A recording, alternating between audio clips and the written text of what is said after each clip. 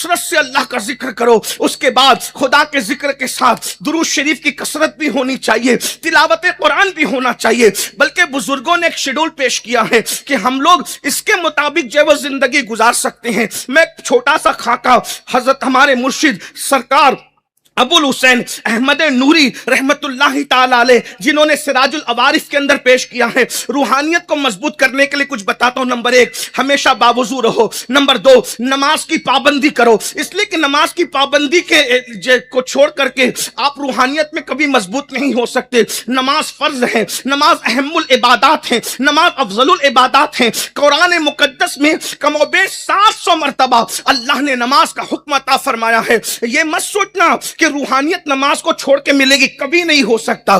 اس لیے کہ روحانیت اور نماز کا بڑا مضبوط رشتہ ہے میرے بھائیوں. تو یاد رکھیے نماز کی پابندی ہو. اس کے بعد ہر نماز کے بعد کوشش کرو پنج گنج قادریہ پر عمل کرنے کی, کیونکہ حضور غوث العظم دستگیر سے یہ عمل منسوب ہے. جیسے فجر کے بعد 100 مرتبہ یا عزیز و یا اللہ, ظہر کے بعد 100 مرتبہ یا کریم و یا اللہ, عصر کے بعد 100 مرتبہ یا جبار و یا اللہ, مغرب کے بعد 100 مرتبہ یا ستار و یا اللہ, عشاء کے بعد 100 مرتبہ یا غفار و یا اللہ. یہ صغیر ہے اور کبیر بھی ہے, وہ آپ وہاں دیکھ سکتے سراج العوارف کے اندر. دلچسپی ہو تو اس طرف توجہ کریں. اس کے بعد پھر جو ہے سونے سے پہلے 3 مرتبہ سورہ مزمل شریف کی تلاوت کر لیں. یہ وہ عمل ہے فرمایا جو سونے سے پہلے 3 بار سورہ مزمل پڑھتا ہے, روحانیت کا بڑا معاملہ اس کا ہوتا ہے, شرح صدر نصیب ہوتا ہے, دل میں نور آتا ہے اور اللہ اس کو وہ مقام عطا کرتا ہے. جو دعا کرتا ہے قبول ہوتی ہے. اسی پہ بس نہیں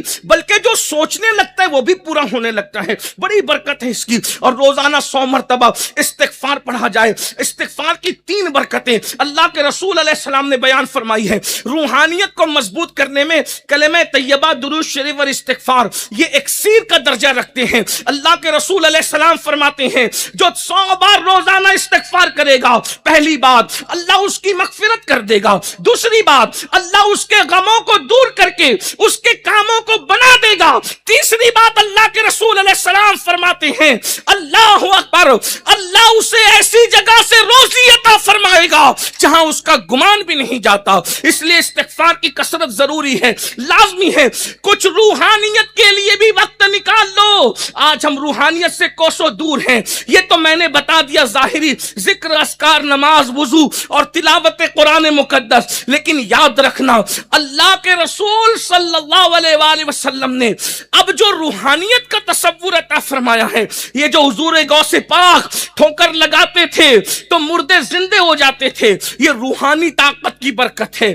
اسی طرح سے حضرت محبوب الہی نے کسی کے سر پہ چادر ڈال کر یہ کہلوا لیا نمی دانم چے منزل بود شب جائیں کہ من بودم بہر سو رقص بسمل بود شب جائیں کہ من بودم پری پہ کر نگارے سر و قد لالا رخسارے سراپا آفت دل بود شب جائیں کہ من بودم خدا خود میرے مجلس بود اندر لامکا خسرو. یہ روحانی طاقت تھی. جسم پہ محنت کرنے والوں اور روح پہ محنت کر کے دیکھو کیا منزلیں نصیب ہوتی ہے. خدا خود میرے مجلس بود اندر لامکا خسرو محمد شم محفل بود شب جائے کہ من بودم محمد شم محفل بود شب جائے کہ من بودم. جہاں جسم جانے سے تھار تھراتا ہے, روح کی طاقت اس کی آگے پرواز کرتی ہے. یہ تو اپنا اپنا ہے حوصلہ, یہ تو اپنی اپنی اڑان ہے. کوئی تھک کے رہ گیا بام تک, کوئی کہکشاں سے گزر گیا. اب یہ تو ذکر اذکار اور ظاہری اعمال سے روحانی ترقی نصیب ہوتی ہے. مگر میں آپ کو بتاؤں اگر ایک قدم میں روحانیت کی منزل طے کرنا ہے, اس سے آسان کوئی طریقہ نہیں ہے. اور وہ کیا ہے؟ اگر آپ آسانی سے جانا چاہتے ہیں روحانی ترقی کی طرف تو اس کے لیے سب سے آسان ذریعہ عشق رسول ہے. اس سے مضبوط ذریعہ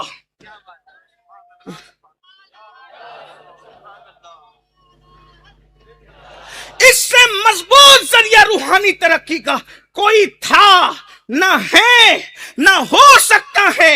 اس لیے کہ حضور علیہ السلام کی روحانیت کیا ہے, حضور کی روحانیت کیا ہے. پہلے تو یہ بتا دوں حضور کی جسمانیت کیا ہے.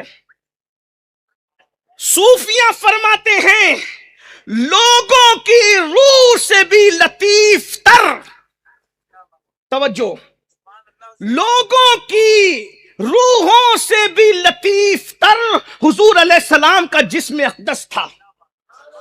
یعنی ہماری روحوں کو وہ لطافت نہیں دی گئی جو حضور کے جسم کو دی گئی ہے.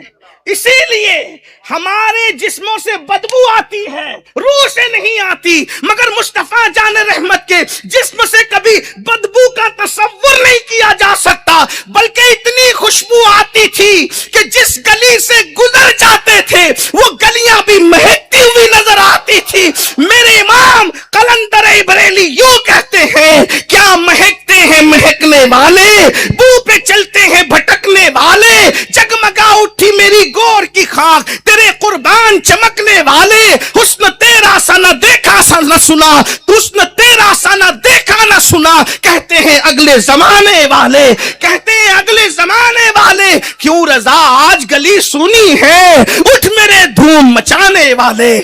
تو حضور علیہ السلام کو کہ جسم کو اللہ نے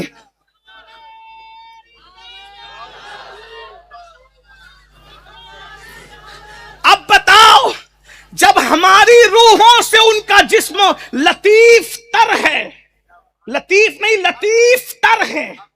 حضور شیخ الاسلام کا شعر ہے، بڑے لطیف ہیں، بڑے لطیف ہیں، نازک سے گھر میں رہتے ہیں، بڑے لطیف ہیں، نازک سے گھر میں رہتے ہیں، میری حضور میری چشم تر میں رہتے ہیں.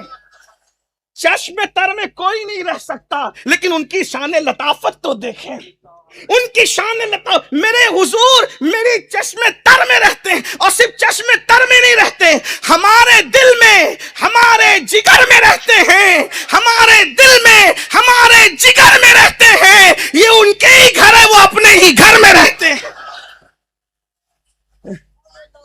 یہ ان کے ہی گھر ہے، وہ اپنے گھر. روحانیت کی طرف آئیے. جب روحانیت نصیب ہوتی ہے تو آدمی کی پہلی نشانی وہ جھگڑوں سے دور ہو جاتا ہے. روحانیت نصیب ہوتی ہے تو وہ غیبت سے دور ہو جاتا ہے. جس کو بھی دیکھو کہ غیبت کرتا ہے سمجھ جاؤ سب ہے روحانیت نہیں ہوگی. روحانیت ہوگی تو غیبت نہیں ہو، روحانیت ہوگی تو حسد نہیں ہو، روحانیت ہوگی تو چگلی نہیں ہوگا، روحانیت نہ ہوگی تو کسی کا ذکر نہیں ہوگا. وہ ذکر یار میں اتنا مصروف ہوگا کہ وہ تو کہے گا کہ مجھے تو اپنی خبر کی بھی خبر نہیں چاہیے. اجتماع ہے ورنہ میں بتاتا، ورنہ کوئی یہ نہ کہے کہ اجتماع میں درسگاہ کی بات کیوں کی جاتی ہے. اصل میں ایک ہوتا ہے خبر اور مبتدا، یہ تو آسانی سے پڑھایا جاتا ہے.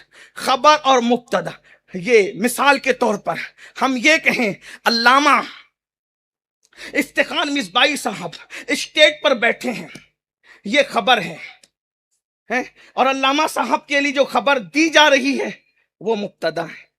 یہی ہے. راشد بھائی سبحان اللہ کہہ رہے ہیں، یہ سبحان اللہ کہنا خبر ہے، جس کے متعلق خبر دی جا رہی وہ مبتدا. ایسی بات میں صحیح کہہ. اب میرے امام کہتے ہیں، میرے امام کہتے ہیں ایسا گما دے،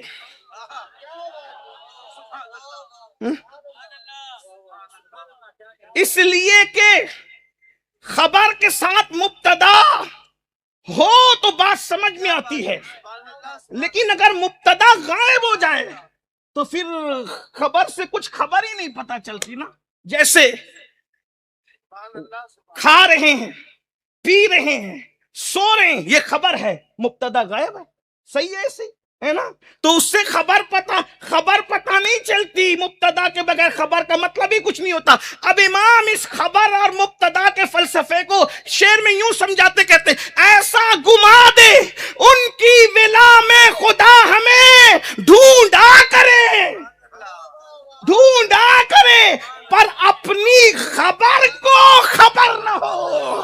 ڈھونڈا کرے پر اپنی خبر کو خبر نہ ہو، یعنی خبر کو بھی پتہ نہ چلے کہ احمد رضا کدھر ہے. اللہ اکبر. تو جب عشق نصیب ہوتا ہے، جب روحانیت نصیب ہوتی ہے تو انسان کہتا ہے کہ خبر کو بھی. تو یاد رکھیے عشق مصطفیٰ وہ عظیم اکسیر ہے کہ جس سے روحانیت کے جلدی سے منازل طے ہوتے ہیں۔ 80 سال میں 100 سال میں بندہ روحانیت کی جو منزل نہیں طے کرتا، وہ عشق مصطفیٰ کی برکت سے ایک لمحے میں اس سے بڑے منازل اس سے طے ہو جاتے ہیں۔